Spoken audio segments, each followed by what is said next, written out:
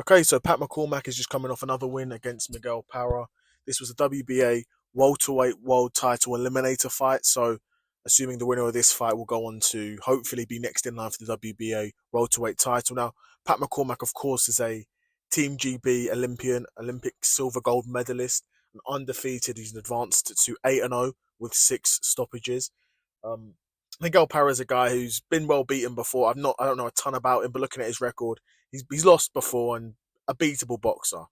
Nonetheless, he's clearly got some power in him. He's got 17 knockouts, so clearly hasn't got pillow hands. But Pat McCormack here, who's just so much sharper than Miguel Parra, and really showed that his levels above him. So Pat McCormack's realistically, he probably is ready for a world title fight next. He's at that level, I would say. Looking at the WBA, Rolly Romero, I believe, is the WBA welterweight title holder. And there was some rumours that maybe be fighting Manny next. So I imagine it will either be Manny or Pat McCormack that gets that WBA world welterweight title shot next. And honestly, if Pat was to fight Rolly, I fancy Pat to win.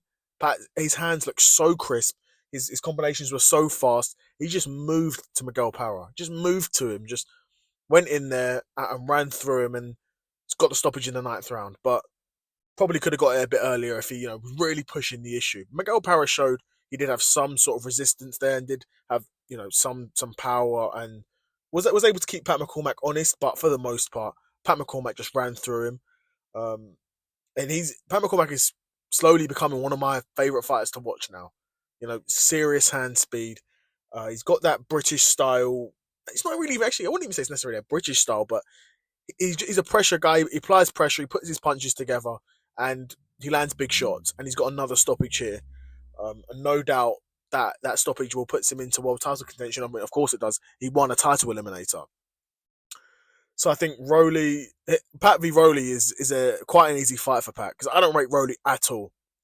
I don't think Rolly's beat anyone good. Anyone half decent who Rolly's fought, he's lost to. Um, well, he's only half decent opponents was, I believe, Pitbull he fought and Tank, and he lost to them. He beat Devin Haney, who was Devin Haney off the source. Not Devin Haney, Ryan Garcia off the source.